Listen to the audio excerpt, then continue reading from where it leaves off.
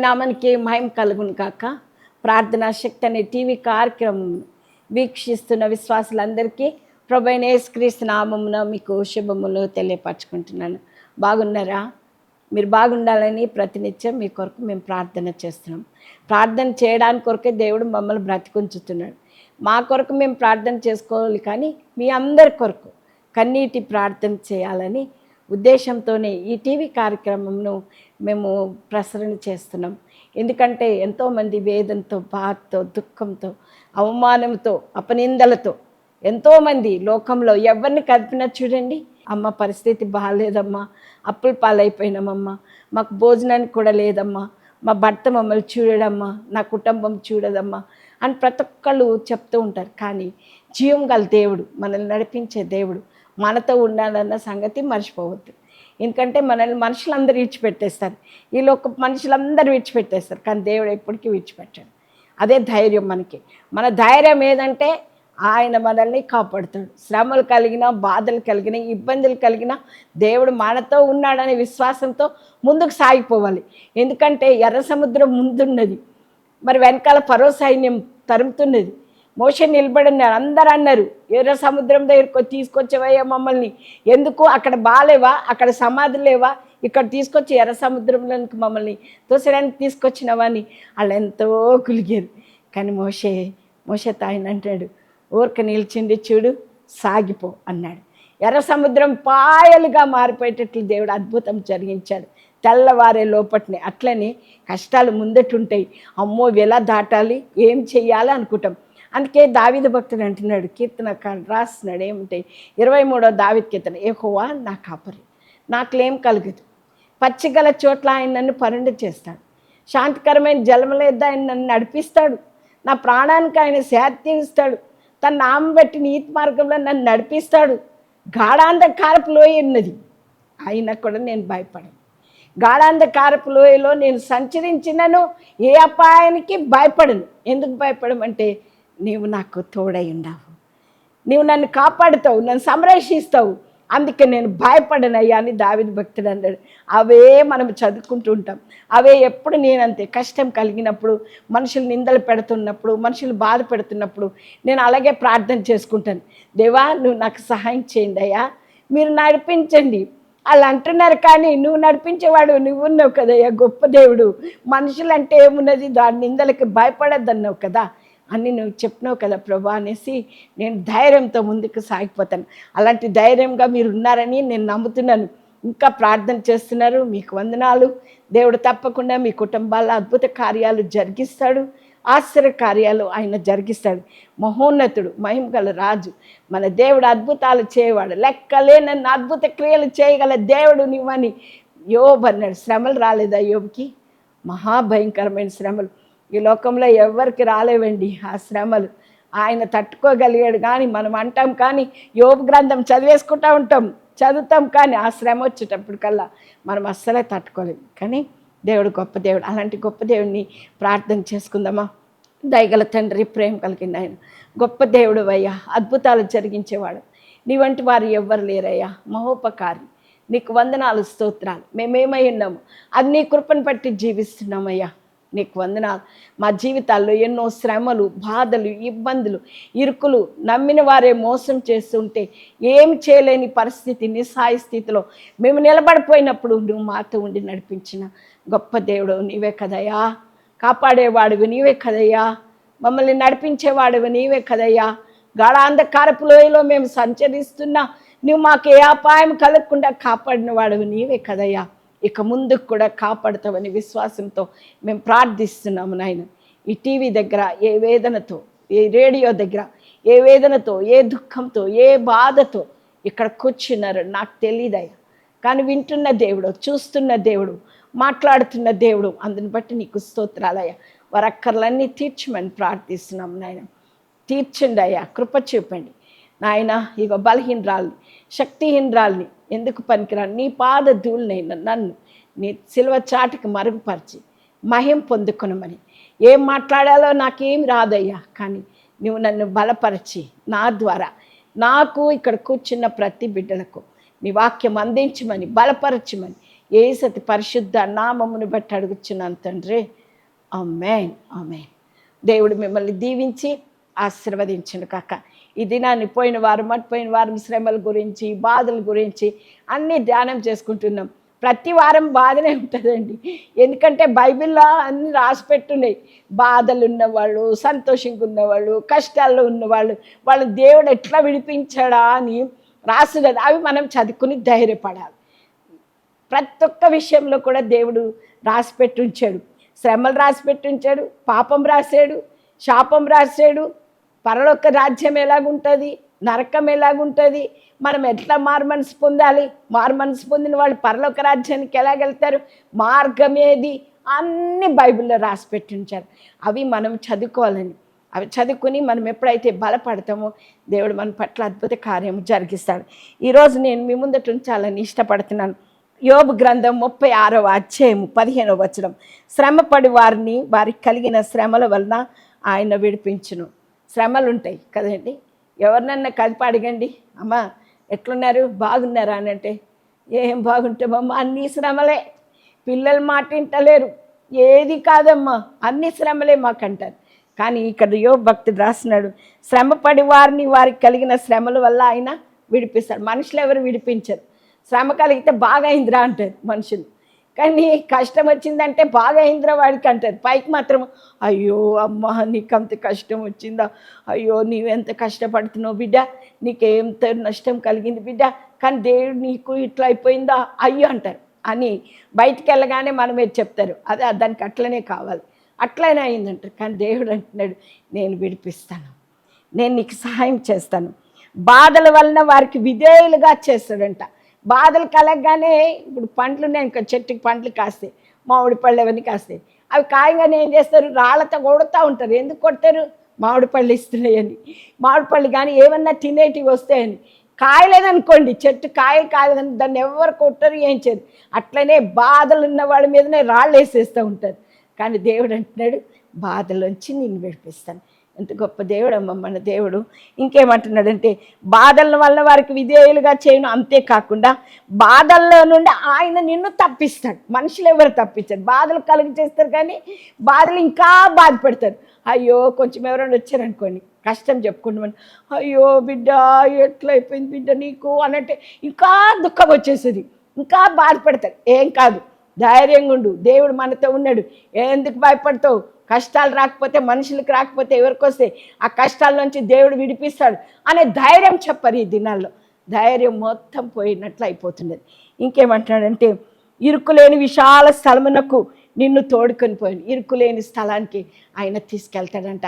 ఈ వాక్యం ఏంటంటే, నా ప్రియ బిడ్డ, ఏ వేదనతో ఏ దుఃఖంతో ఈ టీవీ దగ్గర కూర్చున్నావు నాకు తెలియదు, నిన్ను నడిపించేవాడు దేవుడు ఉన్నాడు. తప్పకుండా దేవుడిని పట్ల కార్యం జరిగిస్తాడు. శ్రమల వల్ల నిన్ను విధేయులుగా చేస్తాడు. ఇరుకులో నుంచి విశాలమైన స్థలానికి నిన్ను నడిపిస్తానంటున్నాడు. ఆ విశ్వాసం కలిగి ఉన్నావా? నువ్వెప్పుడైతే కలిగి ఉంటావు విశ్వాసంతో, నువ్వెప్పుడైతే ప్రార్థన చేస్తావో తప్పకుండా దేవుడు నీ పట్ల అద్భుతం జరిగిస్తాడు. ఇంకేమంటున్నాడంటే, యోబు గ్రంథం 5వ అధ్యాయం 7వ వచనంలో అంటున్నాడు, నిప్పు రవ్వలు పైకి ఎగురుతున్నట్లు నరులు శ్రమానుభావానికే పుడుతున్నారట. మనిషి నిప్పులు ఎగురుతాయి కదా, ఇట్లా కాలుతుంటాయి, నిప్పులు ఎగురుతుంటాయి. మనుషులకు అంతే, ఒకటి తప్పితే ఒకటి, ఒకటి తప్పితే ఒకటి, ఒకటి తప్పితే ఒకటి, బాధలు బాధలు బాధలు కలుగుతుంటాయని యోబు భక్తుడు రాసినాడు. అందుకే అన్నాడు, కీర్తనల గ్రంథం 94వ అధ్యాయం 5వ వచనంలో అంటున్నాడు, యెహోవా చూచుట లేదు, యాకోబు దేవుడు విచారించుట లేదు అనుకుంటున్నారు. మనుషులు అనుకుంటున్నారు దేవుడు ఎక్కడున్నాడో, ఏం చేస్తున్నాడో, అసలు నా బాధలు చుట్టలేడు, అసలు నా కష్టాన్ని విచారిస్తలేడు, నాకు వచ్చి అమ్మ ఏమవుతుంది బాధ అని అంటలేడు. మరి ఎవరిని బాధలో ఉన్న వాళ్ళని పలకరిస్తలేడు. దేవుడు ఏం దేవుడో, ఎక్కడున్నాడో దేవుడు అనుకుంటాం. నేను కూడా చాలాసార్లు అలాగే అనుకున్నాను. ఎక్కడున్నాడు అసలేం దేవుడు? దేవుడు ఉన్నాడా? ఉంటే ఎందుకు ఈ బాధలు కలిగి చేస్తాడు? ఎందుకు ఈ శ్రమలు కలిగి చేస్తాడు? ఆయన ఉంటే ఎందుకు విడిపించాడు? ఒక్క బాధనా? ఒకటి తప్పితే ఒకటి, ఒకటి అయిపోతుంది కదరా అంటే ఇంకొక బాధ, ఇంకో బాధ అయిపోతుంది అంటే ఇంకో బాధ, ఇంకెప్పటికీ బాధలేనా? సుఖం వద్దా మాకు అని అంటే, అందుకే అన్నాడు, నీ లోకంలో శ్రమలు ఆయన ధైర్యం తెచ్చుకోండి, నేను జయించి ఉన్నాను అన్నాడు. ఈ లోకంలో ఉన్నప్పుడు అన్ని శ్రమలే, బాధలే, దుఃఖాలే, అపనిందలే, అవమానాలే, అన్నిట్లోంచి విడిపించగల గొప్ప సమర్థుడు మనతో ఉన్నాడు. అందుకే అన్నాడు, చెవులను కలుగ చేసిన వాడు వినకుండునా, చూసారా, చెవులు కలిగి చేసినాడు వినడా? మన మొర వినడా? ఆయన తప్పకుండా వింటాడు. కంటిని నిర్మించిన వాడు కానకుండునా? కంటిని నిర్మించినాడు కానడా? మనకి తప్పకుండా చూస్తాడు. మన మొర వింటాడు. ఆయన ఎక్కడెక్కడ ఏమేమి జరుగుతున్నాయి అన్నీ చూస్తాడు. దేవుడు చూడలేదు, విచారించట్లేదు. నాకు ఈ బాధ, నాకు ఈ కష్టము, నాకు ఈ శ్రమ వచ్చింది అని గులుక్కుంటూనే ఉంటాం. ఎప్పుడు గులుగుతూనే ఉంటాం. నాకు తెలిసిన ఒక ఆమె ఉంది, ఎప్పుడు చూసినా గులుగుతూనే ఉంటుంది. నేను అంటాను, ఎందుకమ్మా ఊరికే గులుగుతూ ఉంటావు అని అంటే, ఒకటి కాకపోతే ఒకటి వస్తూ ఉంటుంది, నాకు అన్ని శ్రమలే, నాకు అన్ని బాధలు అంటుంది. నేను అంటాను, ఆ గులుగుడు పక్క పెట్టేసి దేవుని సన్నిధిలో ఉండి ప్రార్థన చేయి. తప్పకుండా దేవుడు నీ పట్ల కార్యం జరిగిస్తాడని ఎన్నోసార్లు చెప్పాను. అందుకే కీర్తనల గ్రంథం 70వ అధ్యాయం 5వ వచనములు అంటున్నాడు, నేను శ్రమల పాలనై దీనుడనైతిని దేవా, నన్ను రక్షించుటకు త్వరపడి రాము. నాకు సహాయం నీవే, నా రక్షణకర్తవు నీవే యెహోవా, ఆలస్యము చేయకుమని దావీదు భక్తుడు అంటాడు. ఆలస్యం చేయొద్దయ్యా, నాకు కార్యం జరిగించు. నువ్వు తప్ప ఎవరున్నారయ్యా మాకు? నువ్వే కార్యం జరిగించే దేవుడు. నేను కృంగిపోతున్నానయ్యా, సొమ్మసిల్లిపోతున్నానయ్యా, ఆధారం లేదయ్యా, నాకు శ్రమలే, నాకు వేదనలే. ఓ తల్లి ఫోన్ చేసి చెప్తుంది, అన్ని శ్రమలేనమ్మ నాకు. భర్త వల్ల శ్రమలు, బిడ్డల వల్ల శ్రమలు, కోడళ్ళ వల్ల శ్రమ, అన్ని శ్రమలేనమ్మా. నాకెందుకు బ్రతకాలి, ఎవరి కోసం బతుకుతున్నా, ఎందుకోసం బ్రతుకుతున్నానని నిరాశ అయిపోతున్నదమ్మా. కానీ దేవుని సన్నిధిలో ప్రార్థించినప్పుడు దేవుడు నన్ను బలపరుస్తున్నాడమ్మా అన్నది. హల్లెలూయా. అలాంటి విశ్వాసం నీకున్నదా? అలాంటి విశ్వాసంలో నువ్వు నడుస్తున్నావా? ఆమెకున్నదిలేండి ఈ విశ్వాసం, నాకెందుకు ఉండాలనుకుంటున్నావా? తప్పకుండా దేవుడు నీకు విశ్వాసం ఇస్తాడు. విశ్వాసంతో ప్రార్థించాలి, విశ్వాసంతో ఆయనను అడగాలి. అప్పుడు తప్పకుండా నీ పట్ల కార్యం జరిగిస్తాడు. అందుకేమంటున్నాడు ఇంకా చూద్దాం. దావీదు అంటున్నాడు, శ్రమలో నిన్ను విడిపించే దేవుడు ఉన్నాడు. శ్రమలో మనల్ని విడిపించే దేవుడు, శ్రమలో మనకు తోడై ఉండే దేవుడు, శ్రమలో జాలి పడే దేవుడు. మనకు తెలుసు, హాగర్ గురించి మనం చదువుకుంటున్నాం. హాగర్ విషయం తెలుసు కదా. షారాని, మరి అబ్రహాముకి భార్యగా షారా హాగర్ని ఇచ్చినట్లు మనకు తెలుసు. ఆ తర్వాత మరి ఆమెని ఏం చేసిందంటే, కడుపుతో ఉండగానే హాగర్ని షారా ఎల్లగొట్టేస్తుంది ఇంట్లో నుంచి. మీకు తెలుసు కదా, అబ్రహాం కూడా ఏం చేయలేని పరిస్థితి. షారాకు కొడుకుంటాడు అబ్రహాంని, ఈమె హాగర్కి కూడా కొడుకు. వీళ్ళిద్దరు కొట్లాడుకోవడంలోనూ ఆమెకు కోపం వచ్చేసి షారా ఏం చేస్తుందంటే, ఈ హాగర్ని ఎల్లగొట్టేయమంటే ఇక్కడ నేను చదువుతున్నాను చూడండి. ఆదికాండము 16వ అధ్యాయము 8 నుంచి 13 వచనాలు నేను చదువుతున్నాను.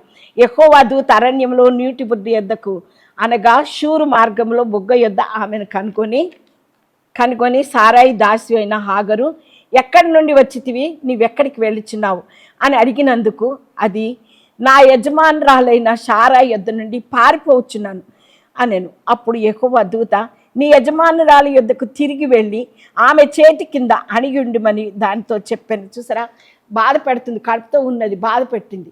కడుపుతో ఉన్నది ఎందుకంటే షారాకు పిల్లలు కాలేరు, హాగరికి గర్భం ధరించిన తర్వాత షారాకు కోపం వచ్చేసింది. అరే నాకు కాలేదు కానీ దీనికి వచ్చింది కదా అని దీన్ని ఎల్లగొట్టేస్తామని ఎల్లగొట్టేస్తే పాపం అది వెళ్ళిపోతుంది. హాగర్ అరణ్యంలోకి వెళ్ళిపోతే దేవదూత ప్రత్యక్షమై అడుగుతుంటుంది, నువ్వు ఎక్కడి నుండి వచ్చావు, ఎక్కడికి వెళ్తున్నావు? ఈరోజు దేవుడు నిన్ను కూడా అదే అడుగుతున్నాడు, నువ్వు ఎక్కడి నుంచి వచ్చావమ్మా, ఎక్కడికి వెళ్ళాలనుకుంటున్నావు? నువ్వు ఈ లోకానికి వచ్చినావు ఎందుకొరకో తెలుసా? ఆయన కార్యాలను నెరవేర్చడానికి కొరకే. మళ్ళీ నువ్వు ఎక్కడికి వెళ్ళాలనుకుంటున్నావు? పరలోకానికి వెళ్ళాలి. మనం ఆ పరలోకానికి వెళ్ళాలని అంటే ఈ లోకంలో దేవుని కొరకు మనం నిలబడాలి, దేవుని కొరకు సాక్ష్యం ఇవ్వాలి, దేవుని కొరకు మనం ప్రకటించాలి.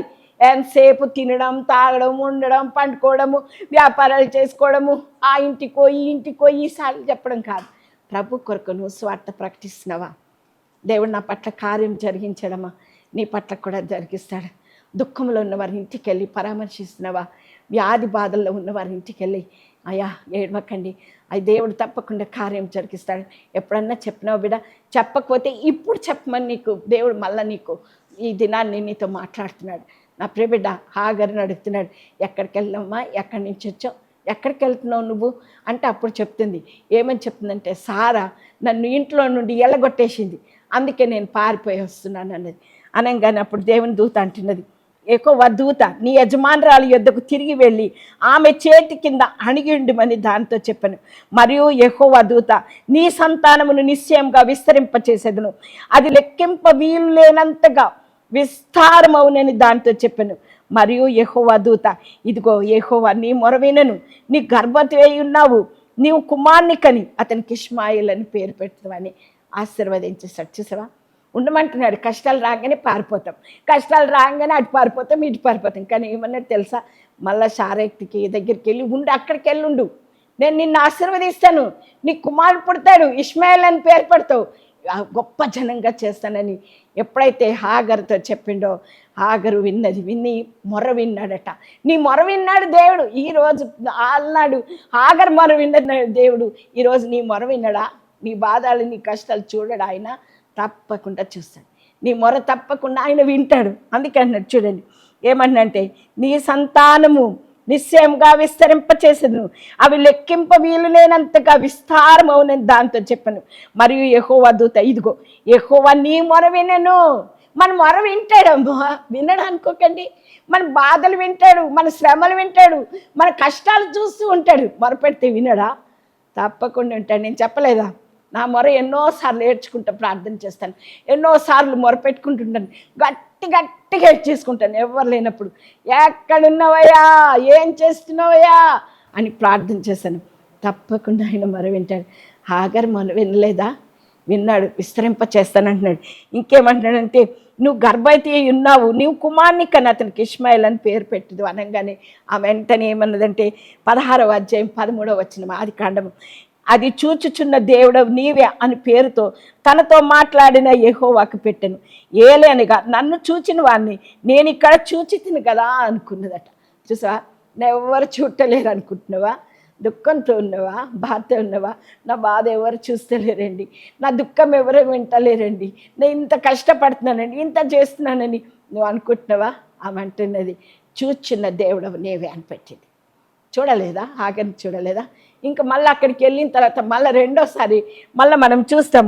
ఆదికాండం 21వ అధ్యాయం 9వ వచనంలో హాగర్ కన్న కుమారుడి పరిహసించుట సారా చూచి ఈ దాసిని దీని కుమారుని వెళ్ళగొట్టుము, ఈ దాసి కుమారుడు నా కుమారుడైన ఇస్సాకుతో వారసుడై ఉన్నాడని అబ్రహాము తన్ను.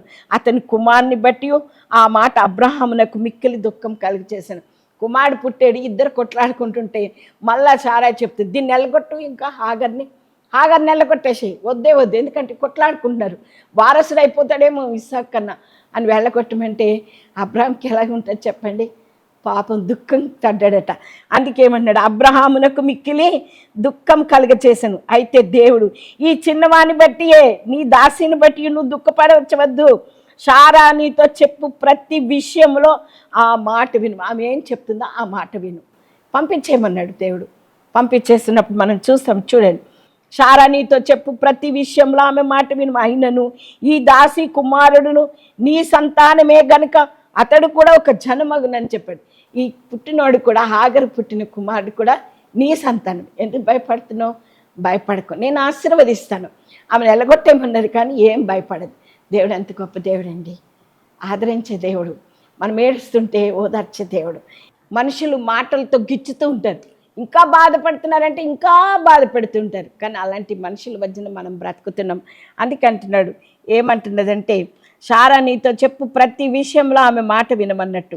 అప్పుడు ఏం చేశాడంటే అబ్రహాముతో చెప్పాను. కాబట్టి తెల్లవారినప్పుడు అబ్రహాము లేచి ఆహారమును నీళ్ళ తిత్తిని తీసుకొని ఆ పిల్లవానితో కూడా హాగర్నకు అప్పగించి ఆమె భుజం మీద వాటిని పెట్టి ఆమెను పంపివేసెను.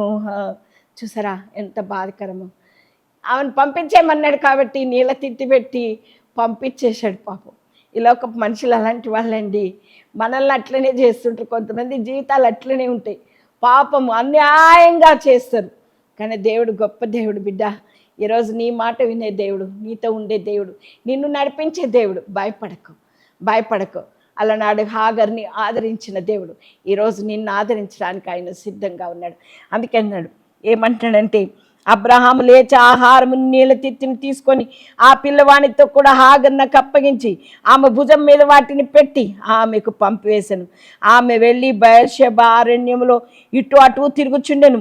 ఆ తిత్తిలోని నీళ్ళు అయిపోయిన తర్వాత ఆమె ఒక పొద కింద ఆ చిన్నవాణ్ణి పడవేసి ఈ పిల్లవాని చావు నేను చూడలేనని అనుకొని వింటివేత దూరం వెళ్ళి అతనికి ఎదురుగా కూర్చుండేను. చూసారా, నీళ్ళు అయిపోయినాయి, ఏం చేయాలో అర్థం కాదు. నీళ్ళు తెచ్చి పంపించేశాడు భర్త. ఏం చేయాలో తెలియని పరిస్థితి. తీసుకుని పోయింది, ఆ పిల్లోడిని అక్కడ పడేసి ఇంకా అక్కడ కూర్చుంది, ఎదురుగుండా కూర్చుంది.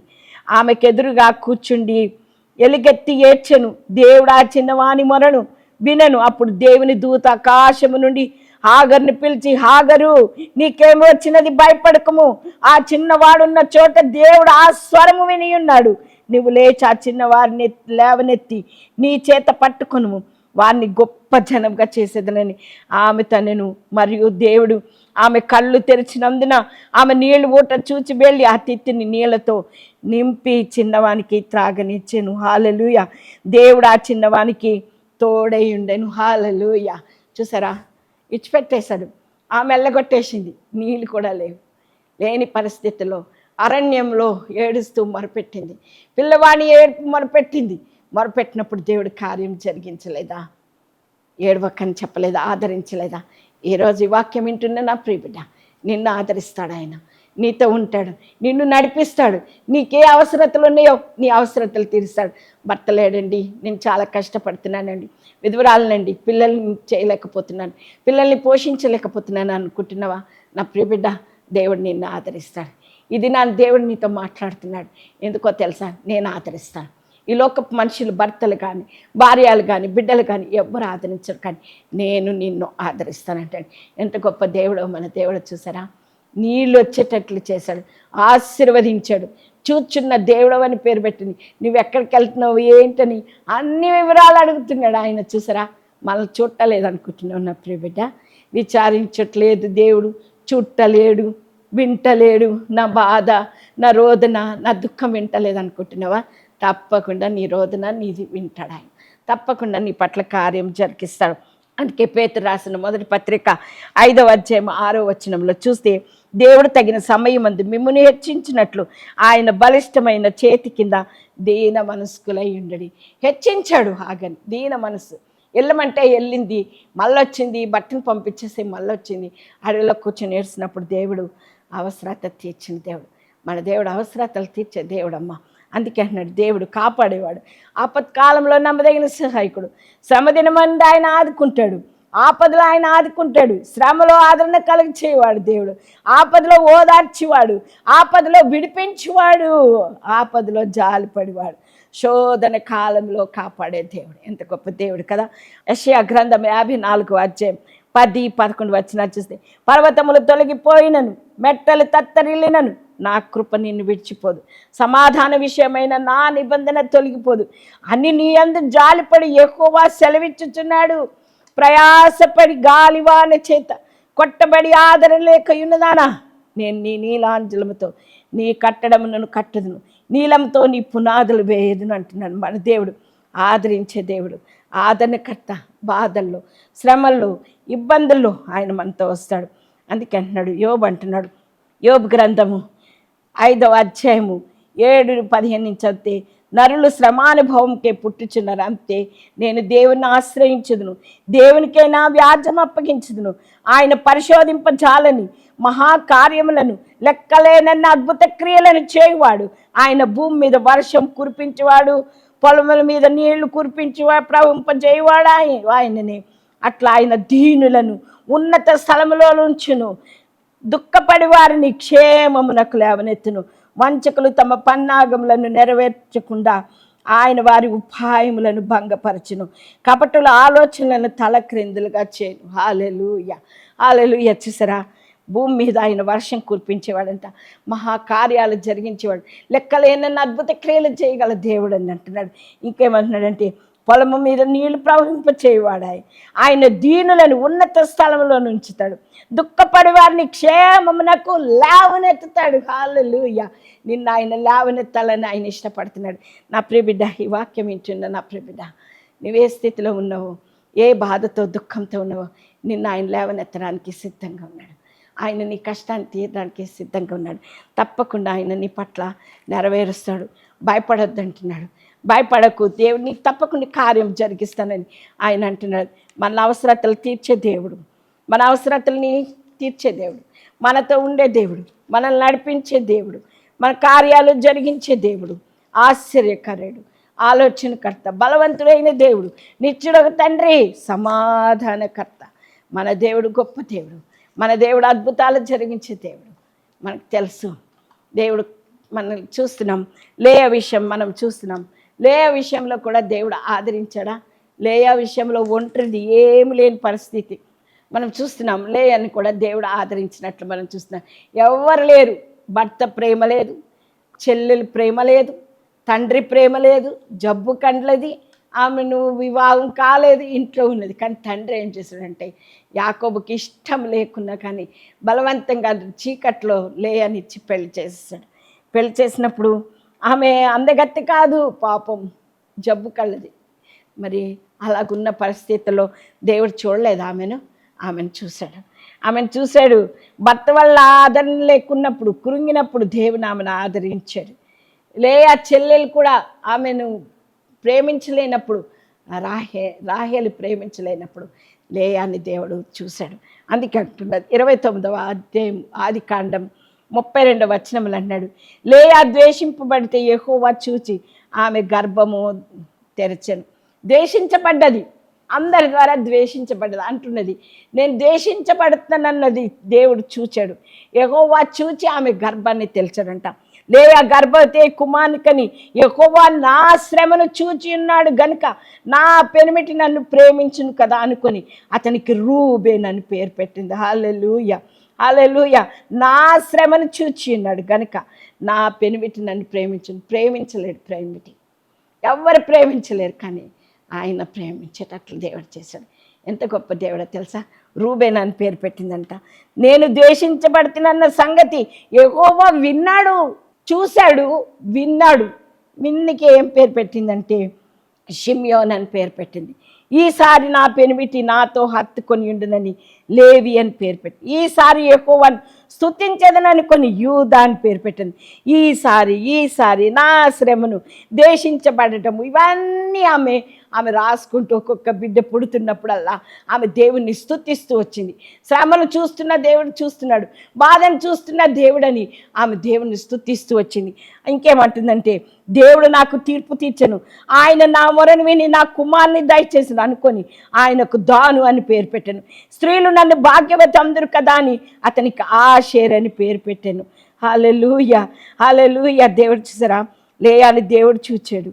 దేవుడు 6 కుమార్తెను దేవుడు అనుగ్రహించాడు. ఎంత గొప్ప దేవుడు! దేవుడు ప్రియబిడ్డ, దేవుని పైన ఆధారపడుతున్నావా? పూర్తిగా ఆయన పైన ఆధారపడినప్పుడు ప్రతి శ్రమను ఓర్చుకుంటున్నావా? దేవుడు తప్పకుండా నీ పట్ల అద్భుత కార్యము జరిగిస్తాడు. భయపడవద్దు. ఆధిక్యత పొందిన లేయ, దేవునిచే ప్రేమించబడిన లేయ, సంతానం దీవించబడిన లోకరక్షకుడైన యేసయ్య జన్మించడానికి దేవుడు రాహేలు సంతానమైన యేసేపుని ఎన్నుకొనలేదు, కానీ లేయా సంతానమైన యోధాన్ని ఎన్నుకున్నాడు. హల్లెలూయా, హల్లెలూయా. యోధా గోత్రం సింహమని లేయాన్ని దేవుడు ఆశీర్వదించాడు. ఆమె ద్వేషించబడ్డది. పెనిమిటి ప్రేమ లేదు, చెల్లి ప్రేమ లేదు, లోకమంతా విడిచిపెట్టిన ఆ శ్రమను చూచిన దేవుడు ఈ వాక్యం వింటున్న నా ప్రేమిడ, నీ శ్రమను చూస్తాడు, నీ బాధను చూస్తాడు, నీ దుఃఖాన్ని చూస్తాడు, నీకు కార్యాలు జరిగిస్తాడు. ఆగర్ని చూచిన దేవుడు, లేయాని చూచిన దేవుడు ఇది నిన్ను చూడాలనుకుంటున్నాడు, నిన్ను చూస్తున్నాడు, నీ కార్యం జరిగిస్తాడు. ప్రార్థించుకుందాం. దయగల తండ్రి, ప్రేమ కలిగిన గొప్ప దేవుడు, ప్రభువా, కార్యాలు జరిగించే దేవుడవు నీవయ్యా, మహోన్నతుడు, మహిమగల రాజు. నువ్వు తప్ప మాకెవరున్నారయ్యా ఈ లోకంలో? నీవే మా ఆశ్రయము, మా కోట, మా కొండవు నీవే. వేటకాని ఊరిలో నుండి మమ్మల్ని తప్పించేవాడవు నీవు నాయన. నాశనకరమైన తెగులు రాకుండా మమ్మల్ని కాపాడేవాడవు నీవు నాయన. మా శ్రమలో మాకు తోడై ఉన్న దేవుడు, మమ్మల్ని నడిపిస్తావు. నీకు వందనాలు. ఏ వేదనతో, ఏ బాధతో ప్రభువా వారి దుఃఖం చూసి ఇది చూస్తున్నారు, ఈ కార్యక్రమం ప్రోగ్రాం చూస్తున్నారు, వారందరినీ బహుగా దీవించమని ప్రార్థిస్తున్నాం. వారి కన్నిటిని తుడమని ప్రార్థిస్తున్నాం. వారి అక్కర్లన్నీ తీర్చమని ప్రార్థిస్తున్నాం నాయన. కనికరించి కృప చూపి మీరే మహిమ పొందుకొనమని ఏ సతి పరిశుద్ధ నామమును బట్టి అడుగుచున్నాను తండ్రి. ఆమేన్, ఆమేన్. దేవుడు మిమ్మల్ని, మీ కుటుంబాలను దీవించి ఆశీర్వదించును గాక. తప్పకుండా మీరు బలపడుతున్నారు, తప్పకుండా ఈ ఎపిసోడ్ కొరకు మీరు సహాయం చేయండి. తప్పకుండా మీ కొరకు మేము ప్రార్థన చేస్తాము. మీ ప్రార్థన అవసరతలు కోరిన ఈ స్క్రీన్పై కనపడుతున్న ఫోన్ నెంబర్కి ఫోన్ చేయండి. తప్పకుండా మీ కొరకు మేము ప్రార్థన చేస్తాం. దేవుడు మిమ్మల్ని మీ కుటుంబాలని దీవించి ఆశీర్వదించును కాక. ఆమేన్.